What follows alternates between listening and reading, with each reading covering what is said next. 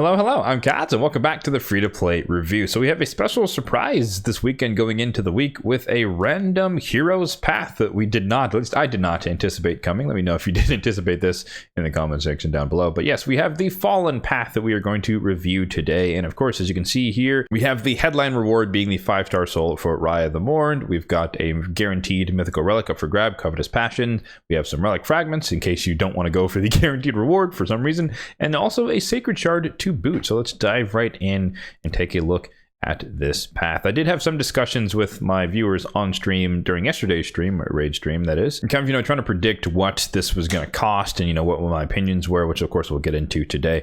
But I will have to say right out of the gate, yeah, these rewards are a lot more expensive than I was hoping for.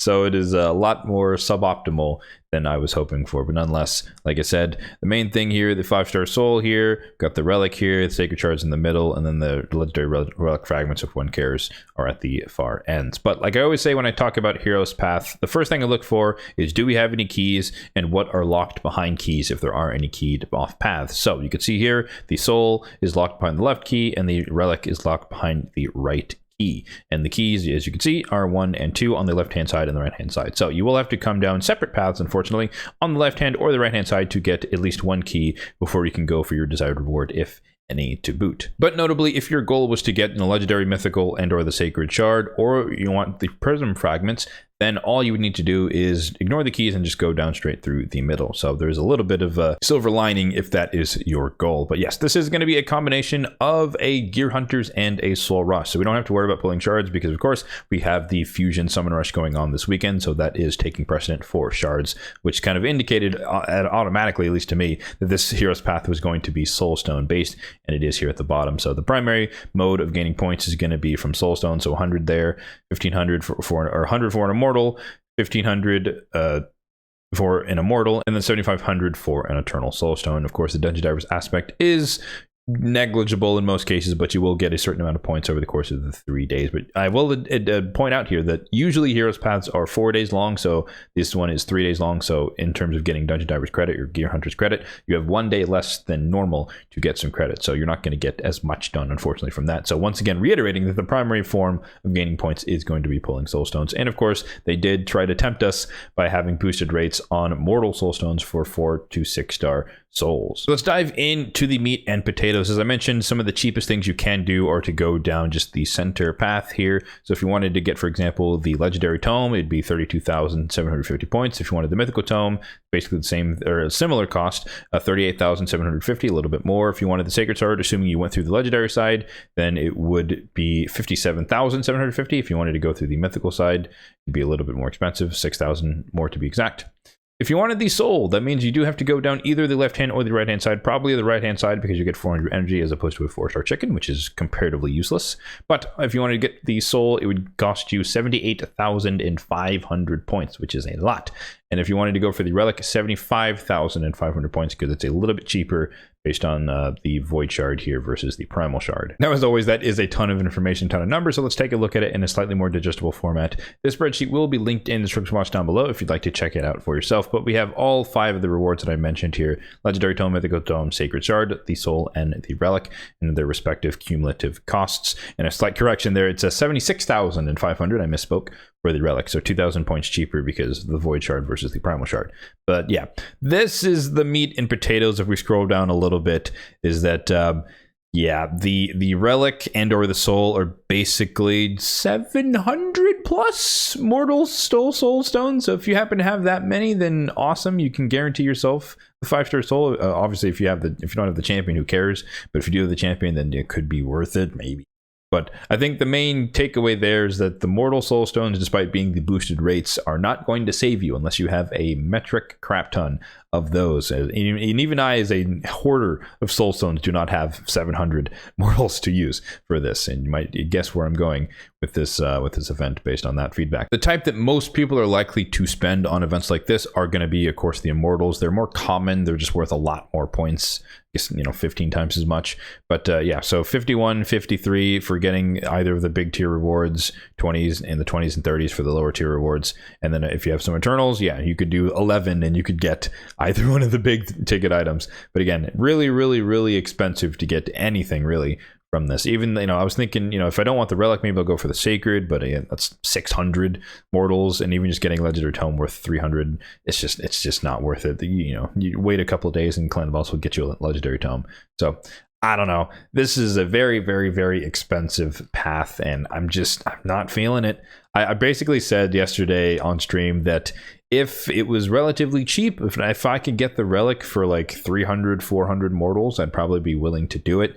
But 700, 800, even obviously you can mix and match the different types to kind of make these numbers better. But the relic is just not that good. It's a mythical for sure, but it's not amazing. If this was a Cat's Gaze, this would be a different conversation. But also because Cat's Gaze is a legendary relic, I would hope that it would be significantly cheaper. Maybe on the order of the Sacred Shard, or sorry, probably on the order of the Mythical Tome, the Legendary Tome, somewhere around there. Then guaranteed Cat's Gaze would probably be more worth it, more enticing to me in particular. But yeah, I don't know, it's just way too expensive.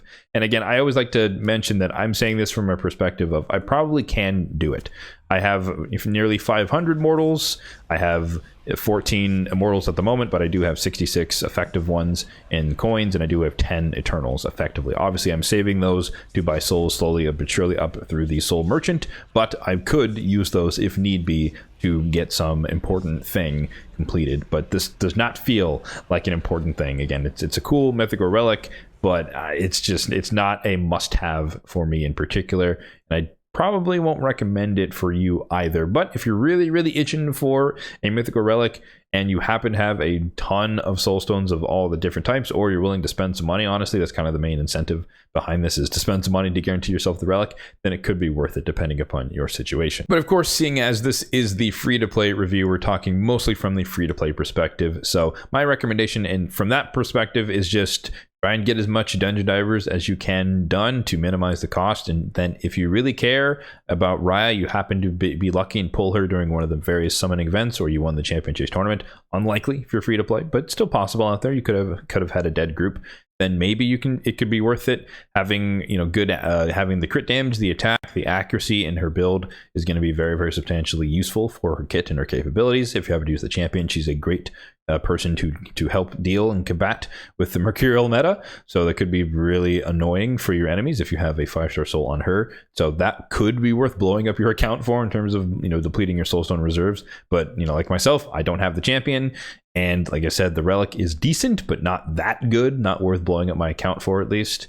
And so, yeah, I think honestly, most people should probably just skip this, or just focus on some of the cheaper things if that's what you really want to do. Again, you could go out for the Sacred Shard, Soulstones for Sacreds, pick and choose whether or not that's worth value worth it to you.